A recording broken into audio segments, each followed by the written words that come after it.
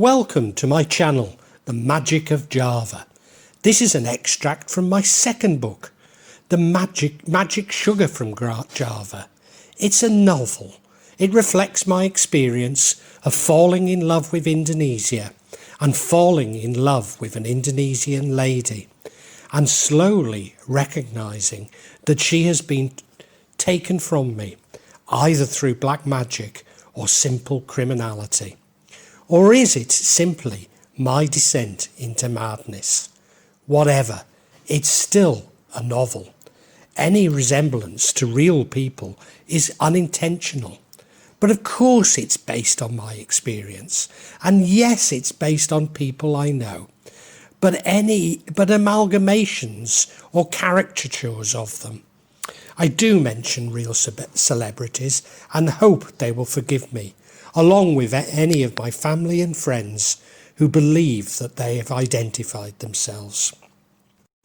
Hanoi Rose. Professor Patrick Campbell had been my boss when I was an academic in Manchester.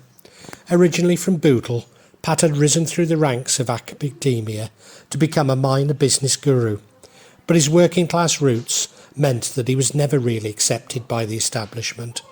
Long after giving up academia and starting my business, I would visit Professor Pat to listen to his tales. Pat was full of good yarns and a great storyteller, but my favourite was when he recounted his travels in Vietnam. He spoke of how he'd become a celebrity business guru in Vietnam following a lecture tour arranged by a lady called Rose. The highlight was his time with Chairman New, a coffee entrepreneur who'd capitalised on Vietnam's status as the world's second largest coffee producer and developed the leading brand in Vietnam, a string of coffee shops prior to Starbucks' arrival, and a coffee theme park. In fact, despite most of its production being Robusta, which is made into coffee granules for the West, Vietnam produces more than twice the tonnage of coffee as Indonesia. It even competes with Coffee Luwak with its own weasel coffee. But neither Indonesian nor Vietnam producers realise that force-fed civet cats and weasels do not enhance a coffee's flavour. It is the wild Luwak's discerning taste for the best beans which give Coffee Luwak its wonderful flavour. Stephen was an old friend of Pat's who travelled the world on tourism projects for various donor organisations. It was during a visit to Vietnam that Stephen met Rose, his soon-to-be ex-husband, a British academic who introduced him to Rose, whom Stephen remains friends with. So when Stephen asked me if I could visit a coastal area in central Vietnam on an initial consultancy scoping project for the local government, I jumped at the chance. I say central, but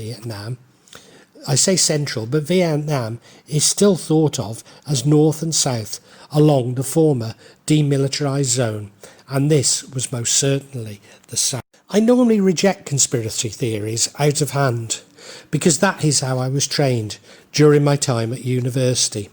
The very phrase conspiracy theory was originally a CIA operation to discredit those who didn't believe the official version of events over the Kennedy assassination, and it was so effective that even my Marxist lecturers perpetuated it. Us Brits' rejection of anything which can be described as a conspiracy can be traced back to at least Titus Oates's fabrication of a Catholic conspiracy, which was believed by all until his story became so bizarre it was realised that he was completely bad. However, this built on the gunpowder plot, which many thought at the time was a false flag operation to create hatred for Catholics. A hatred which I was exposed to at my Uncle Norman's scullery in Kensington. I was trained but never convinced. I recall arguments with lecturers who would ask me for the evidence. But of course, once there is enough evidence, they're no longer called conspiracies but corruption. But yes, I was trained not to mention conspiracies and to reject them, even though deep down I felt sure that some did exist. Once again I was rewarded for the illogical and accepted the comfort of the herd. But there are two conspiracies regarding Vietnam that are worth repeating, and I am not referring to the Gulf of Tonkin, which many of you will be aware of, although maybe not the involvement of Jim Morrison's father. Those of you who are old enough will remember that as the war was drawing to an end, there was an appeal for Westerners to adopt mixed-race children, the children of GIs and South Vietnamese women, as they would be killed when the communists took over Saigon. Whilst many children were adopted, those who remained were treated no differently to other children in Saigon. In fact, it was simply an example of black propaganda to increase US military spending. The other is related to China's retaliation against Vietnamese ships and troops, including an American observer off the coast of Vietnam. This led to renewed Chinese claims for sovereignty over the Paracel Islands, which forms a part of the disputed South China Sea.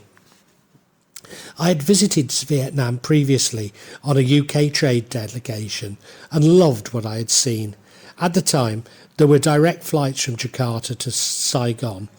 Yes, it's actually still called Saigon by all but party officials, by Zebra and AirAsia, undoubtedly anticipating a rush of tourists from Jakarta, which only partially occurred, so cheap direct flights were suspended. I remember flying on AirAsia into Saigon at night and from the air it looked huge as the aircraft followed the river into the city's airport. In fact, despite its population, Saigon is very compact, having the highest population density of any city in the world, thanks to somewhat crowded tenements but few high rises. The short trip to the airport to my central hotel was exciting. This was a new city, but with much to see. But I was struck by the large number of Vespas made under licence in Vietnam, ridden by locals and Widati in crash helmets based on the helmets worn during the Vietnam War, or American War as it's known in Vietnam. The hotel was cheaper than in Jakarta and more than acceptable, although the furnishings and overall style was somewhat heavy and Soviet, with a penchant for dark plastic wood. I recall watching Sunday TV in that hotel and came across a communist and presumably atheist version of Stars on Sunday, including Vietnamese versions of Jesse Yates and Flora Hurd. How could they be so serious introducing such crap music?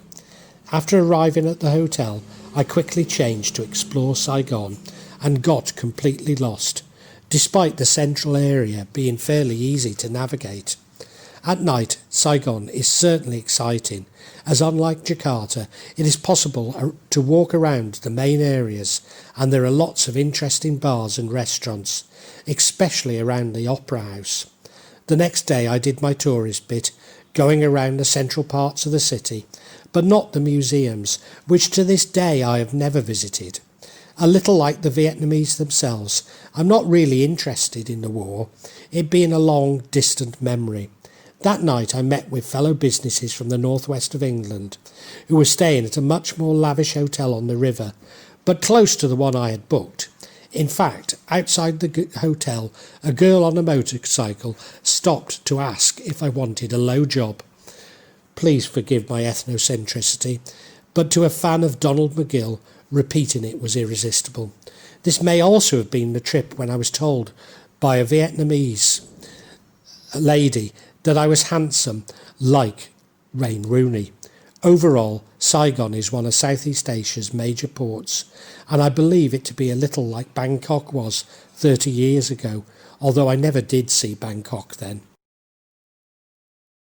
It was then on to Hanoi with the other businesses. Now Hanoi is not like other Southeast Asian cities.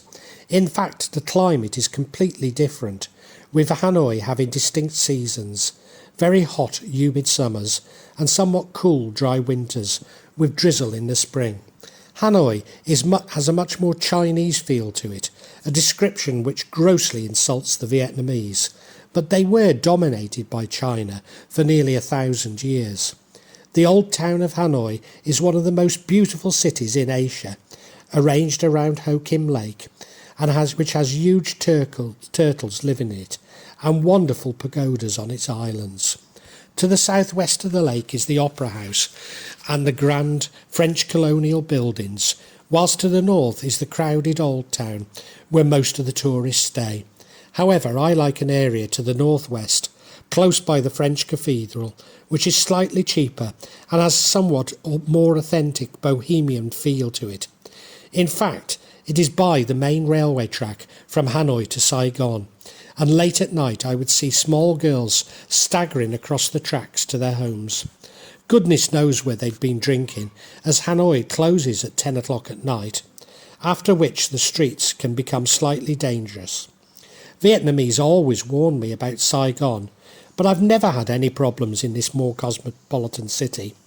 In Hanoi, however, my friend that was meant to buy my office had his iPhone stolen by diminutive girls on motorcycles as they grabbed his testicles and rifled his pockets. He did report the incident to the police, but they appeared to be disinterested to the point of raising suspicion. Actually, I exaggerate somewhat, not about his iPhone and his testicles, but I do now know where to drink after 10 o'clock in Hanoi, but such places are limited. I returned to Hanoi many times, including with Maddie, especially as I had picked up some work at the Vietnam National University, via a contact of Patrick and Stevens. Maddie and I explored the city west of the tracks, where we found roasted dogs piled up on pavements, Mal's selling expensive imported goods, and Uncle Ho's mausoleum. The university asked me to speak at the Vietnam Academy of Social Sciences. So unlike Indonesia, everything was arranged for me, and I was put up in a somewhat luxurious villa with comical Russian delegates at the Vietnam National Convention Centre. Nevertheless, it did feel a little like being in an open prison, as our activities were so well planned, observed and regimented. Once I gave a paper at the university and was invited to the UK ambassador's residence that evening, where I met representatives of the British Nuclear Safety Executive, and I was able to give them my personal insights on nuclear power development in the country. I also addressed the annual economic conference, which was televised, after which we went to a traditional Vietnamese bathhouse, which was wonderful. I remember sitting in a barrel full of warm water and herbs prior to getting a strong massage. In fact, this is probably my best memory of all in Hanoi. This was followed by food and drinks at a trendy bar, actually a copy of Hooters, with a two-way mirror fronting the gents' urinal, where fellow customers queue to pee over the prettiest and unknowing girls. I know, it's absolutely disgusting, isn't it? Yet I found my bladder to be incredibly weak that evening for some reason. Maybe it was because of the relaxing herb bath. Now, drinks in Vietnam is never, and particularly Hanoi, never means a drink, and most people drink until they can drink no more. Often it is on expenses, and one of my companions explained to me that his job in sales involved him drinking large quantities most nights of the week. I got the impression only grudgingly accepted by his wife. At the same time, I was still drinking, but I had many years previously stopped enjoying drinking such quantities, at least for the sake of it. Maddie and I also visited Saigon together, which despite Hanoi's beauty, Maddie and I actually prefer. Maybe it's the food, with Saigon being more cosmopolitan. As Vietnamese wonderful healthy cuisine, we find boring after 3 days and crave chilies. Or maybe it's because there is an extremely good jazz club in central Saigon. Maddie had never heard of jazz, nor heard it before, but quickly became a convert in Saigon. But I think the main reason is that the diminutive locals in Hanoi are somewhat hard, even rude in how they behave towards each other, much like Maddie and I had separately experienced in China. I realise it's just culture, and we should be more forgiving, but then again, we have every right to our preferences. Nevertheless, I miss my regular visits to both Saigon and Hanoi. But my favourite place in Vietnam is Hue. Hue is the old imperial capital, and despite being well north, is just south of the militarised zone, the 17th parallel, and therefore in the south. Situated on the Perfume River, Hue is just so laid back. So cheap, and it's a great place to simply relax. On the other bank of the river is the Citadel, which was the Imperial Palace complex. Unfortunately, this was completely destroyed during the war, and there really is little to see. But the real highlight was the royal tombs. It's just like stepping into a willow pattern plate. In fact, there were times when I was anticipating a female Asian ghost in a bedsheet with long unkempt hair and blood-splattered face to chase me with a knife around the gardens. Actually, the royal tombs just outside Hue are quite possibly the most atmospheric place I have ever visited in my entire life. I hadn't realised that it was possible to fly into a military airport to get to where my consultancy project was, and offered to fly to Saigon and take the bus, but Rose insisted on meeting me in Saigon. We were meant to meet at the airport, but there was nobody with a sign saying Mr. Elijah. After 40 minutes wandering around arrivals, I received a phone call, and eventually we met up, with Rose making some excuse about the wrong gates. The People's Committee of the province had provided a car to take us to their city, and so we set off on Highway 1. Yes, the famous highway from the war, and the only route from the north to the south. But just outside Saigon, the car broke down.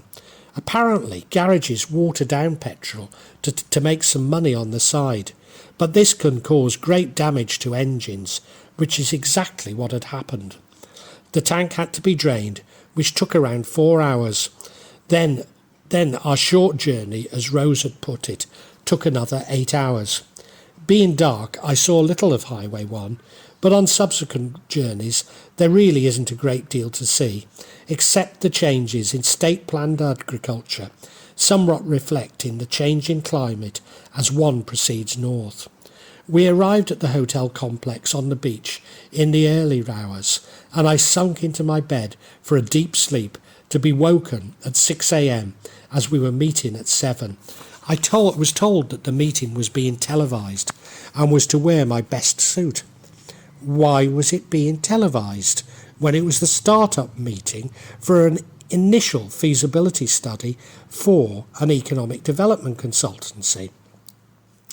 I sat at a long table surrounded by the People's Committee, with Rose translating for me, and a camera from the local TV station at the other end. Now, I met with Rose many times, never really comprehending the agenda, if indeed there was one. Once we arranged to meet in a hotel in Saigon. I sat strategically in the lobby for 90 minutes, looking at the two entrances, but Rose never appeared. She claimed that I must have missed her, but this was impossible. Another time I met somebody she claimed was her uncle, who she also claimed was a very senior party official. Actually, Rose also claimed to be from the imperial family, the same imperial family whose graves I had visited in Hue. We had met the uncle at some party flats, a little like military barracks, as apparently he was changing roles within the party, and this was a temporary solution to his housing needs. Rose kept mentioning special economic zones, but I really couldn't understand why Vietnam wanted one. It didn't seem to fit with a communist economy, albeit even one that is in the process of privatising state capitalism. But I had been briefed by Rose not to voice my concerns to the uncle. I rather liked this old man. But when I showed his card to my contacts at the university, I was told he was nothing like as important as I'd been led to believe. We started visiting provinces in the north, and I was fine discussing general economic issues. But as soon as things turned to special economic zones, I was perplexed. Subsequently, I have heard Anthony Travers, OBE, chairman of the Cayman Islands Stock Exchange, talking about the benefits of these zones on television and remain unconvinced. Anthony Travers is not to be confused with Professor Tony Travers from the LSE, whom at one stage I had been acquainted with. Anthony Travers, it would seem, had already been in Vietnam, along with developer Mike Ryan, but I believe things didn't work out. At a northern province, I was taken to the location of a potential zone, and Rose boasted to me that Highway Run ran straight through it.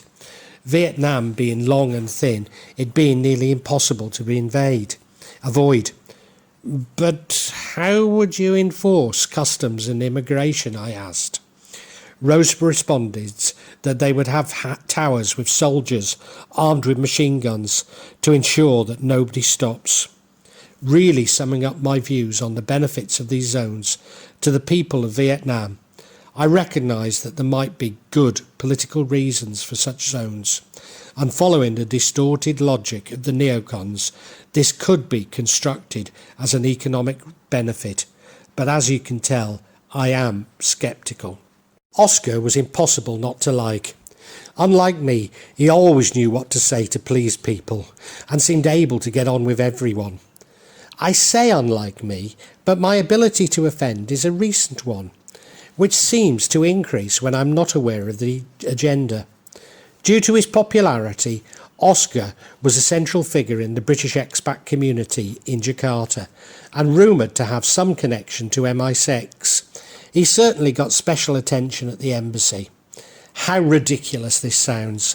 Next I will be claiming that Sir Jimmy Savile OBE was connected to MI5, that MI5, even Mossad, were involved in the Madeleine McCann case, and that the guys busking with panpipes in Native American headdresses are counter-terrorism officers. I had been working with Oscar, but here's the strange thing. Everything he put my way was a scam. I mean everything. At the time, I believed that there were just so many scams for people involved in projects in overseas countries, especially when it involved economic development and/or finance. But now I'm not so sure. I recall a motorcycle gang from Australia being after him for a coal deal that had gone wrong, but he had insisted that someone else was to blame. One such scam involved two British expats based in New Zealand and Australia. They claimed to have the rights to some incredible Soviet technology. We promoted this technology in Indonesia and got remarkably close to a sale when we were asked to make a down payment. This immediately sounded alarm bells. I was due to meet one of these expats in Godalming, along with a former British diplomat who worked with Oscar. After 5 days of searching on the web, I found that these same expats were wanted by the Met, and immediately phoned the Met, but was given short shrift. Greater Manchester Police were more compassionate, but no more accommodating. They did, however, warn me not to keep the appointment. I then wasted some considerable time with the Serious Fraud Office and never heard any more. Actually, Greater Manchester Police really admitted that such international frauds were beyond everyone's remit, which might explain why I found them so prevalent. Oscar claimed to have been defrauded when working in financial services by somebody who was now an expert on the legal aspects of special economic zones. Originally British but now living in Miami. I asked and paid for Oscar to meet Rose. I wanted a second opinion on her before we wasted more time and money on getting somebody over from the US, especially somebody who Oscar claimed had defrauded him. Oscar being Oscar simply charmed Rose, never challenging her, never giving me his opinion and never paying me back for the trip, nor indeed some money I had put up to bring the expert from Miami. After the introduction of Oscar to Vietnam and Rose, things started to become crazy. More and more projects were offered to us, all of which Oscar said we could deliver on, despite my reticence, even incredulity. Later, we met with the uncle, who now apparently lived in a luxurious house in the international Westlake area. With more and more projects, the agendas kept changing, and before we had closed off the opportunities in northern Vietnam, another set of projects emerged in central Vietnam. Things were all getting too much for me. Here I was, bankrolling my partners, with Oscar saying yes to Rose, and the agenda changing every day. Yes, big money was discussed, but the only money I was aware of was mine being spent. In fact, we were given a date when we could expect to receive some money to start a project in northern Vietnam. It fell through, as apparently the person putting up the funds had had a brain tumour. I was upset, not least as I really liked this individual, but I didn't believe a word about his brain tumour, although surprisingly, Oscar did.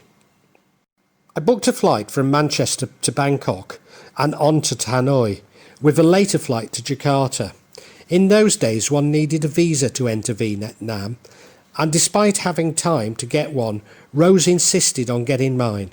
With only a few days before my flight, I was still without a visa and getting anxious.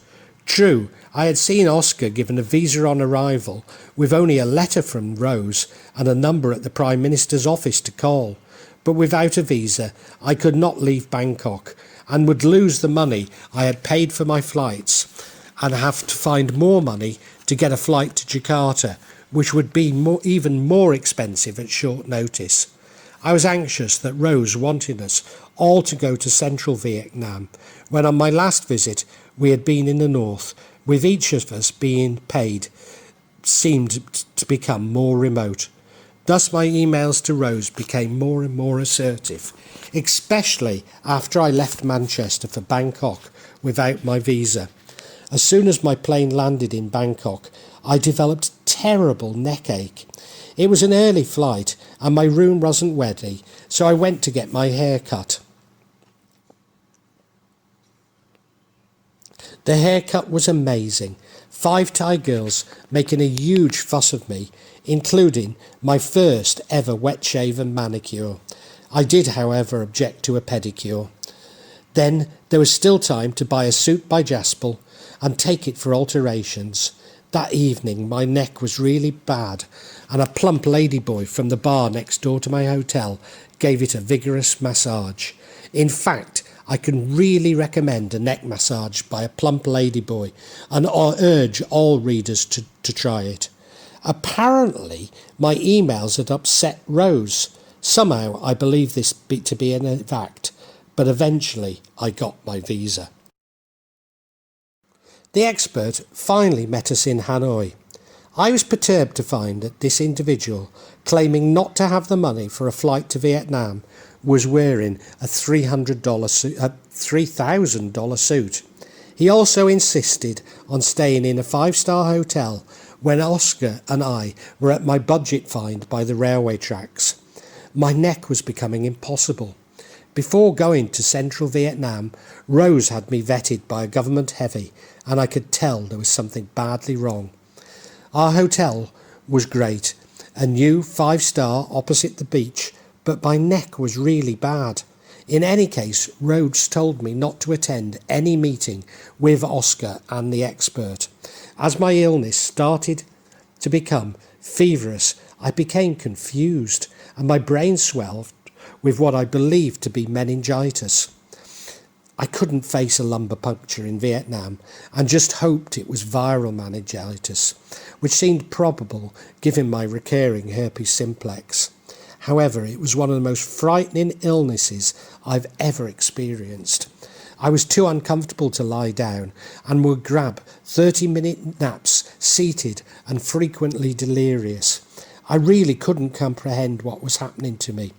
Of course, it might have been meningitis, but I now believe it was the effects of lead being released from my teeth and bones as the UK had entered late spring, although Parcano tells me that this is how really serious paranormal attacks begin. I didn't really have the money at hand to go back to Hanoi.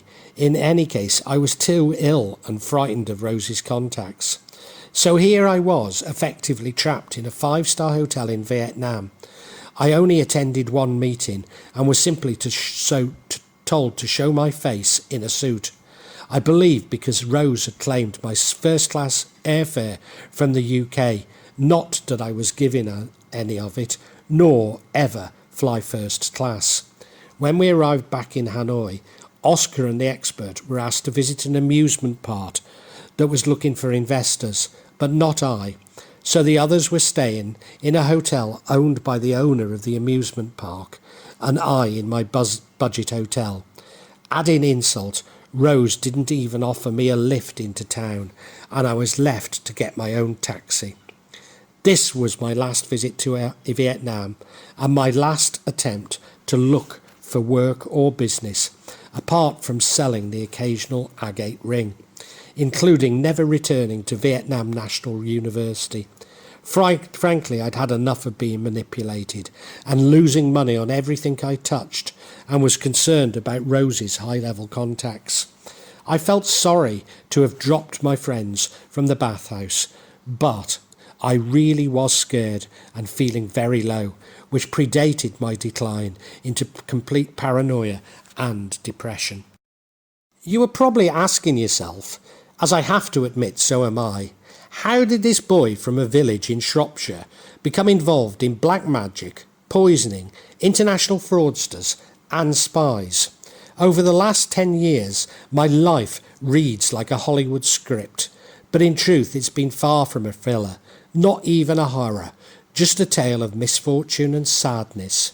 Though I should add that many years previously I drunkenly stepped into a lift and spoke to George H.W. Bush, Yashahori Nakasone and Hans-Dietrich Genscher in slurred German, having been plied with alcohol by some people associated with the Tata Group's owners. But the truth is, I have no simple answers as to why this has all happened to me. I have now written 150,000 words, trying to understand it all myself. Indonesia certainly provides a clue to my hopefully past trajectory. Following independence and after Suharto's coup, Jakarta became the centre of intrigue, as Casablanca, Mexico City and Vienna had previously. Now Indonesia is involved in an international battle to contain what is called militant Islam. But such issues are played out in the everyday lives and tribulations of those living in Jakarta, and I believe I've been unfortunate to be caught up in the maelstrom of international politics. There are plenty of conspiracies I might investigate, but what good would it do me? At one point I believed all roads lead to Professor Darwin, and that he acted like a clearinghouse for fraudsters, but I no longer believe this. Of course, I have courted excitement and intrigue by rejecting my mother's advice to marry a nice girl from Minsterley and settle down in Frankwell, but I'm still left asking, how did all this happen? In fact, there were many times when Patrice Holloway's "Stay with your own kind" rang out in my ears after speaking to my mother. I was aware of Oscar visiting Rose many times after with his expenses paid for by Rose, but he claimed nothing ever came of it. He certainly didn't mention the $76,000 that Rose claimed to have given him, asking that he share some with me, as he had said that I would be repaid and rewarded for any subsequent projects in Vietnam. Oscar now lives in the UK with his Indonesian family, and the last I heard, he was working in financial services with the expert. Rose did contact me from London, asking if I was in the UK, but I'd already moved to to Jakarta. The next time I heard from Rose, she was asking me to help her to get $120,000 back from associate of Professor Darwin's and Oscar's, whom Oscar had been working with. Once again, this was a charming expat, but I never trusted him, not least as he sent me a proposal for a perpetual motion machine. I gave Rose short shrift. What could I do stuck up a mountain looking after Maddie? In any case, I really didn't know this man, having met him once at Singapore airport whilst transiting from Hanoi to Jakarta with Oscar. But maybe Oscar had a more profound effect on me, as did Professor Darwin and his associates. For all along they were pleading poverty and claiming that no business deal ever came off, while cheating me from my promised share. This contributed to the cycle of pessimism which engulfed me. When all around are pessimistic, it is so difficult to remain optimistic, and I eventually sank into its destructive cycle of pessimism, not only related to business and money, but to my health and to my family's very ability to continue to live. If you seek happiness, surround yourself with happy people, which is the very reason why Maddie was so popular in FTs to lonely businessmen. Here was a lady, seemingly without a trouble in the world, who brought sunshine to the night. The same is true of our family and friends. As a researcher, head teachers would often describe to me the apocryphal of 3 generations of unemployed within a family. An apocryphal as social relations are rarely so rigid for entire families, whilst may be true for some members. But it is the reason, not simply about life chances.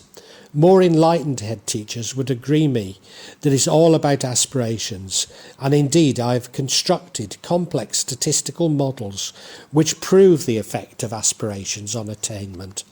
But maybe my models miss the importance of optimism and pessimism, and not simply the objective opportunities on forming these aspirations. I missed the destructive effects on the human mind and ultimately behaviour of seeing ourselves as victims of our birth, our class, our society, our own bodies and minds.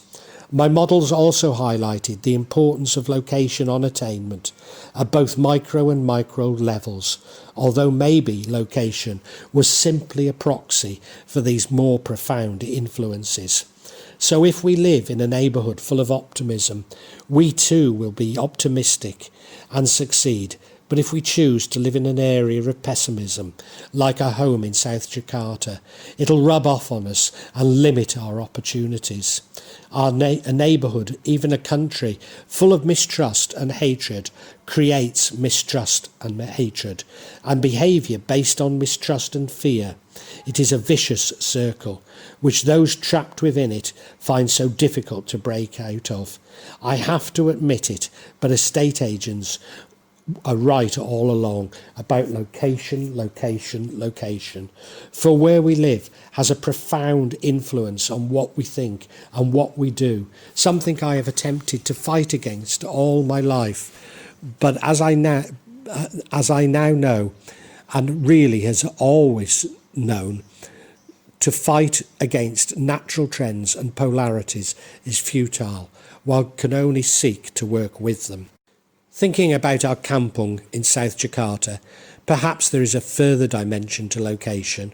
Our neighbours are so consumed with attempting to claim their share of abundance and happiness that the entire neighbourhood is blighted by pessimism, tragedy and poverty.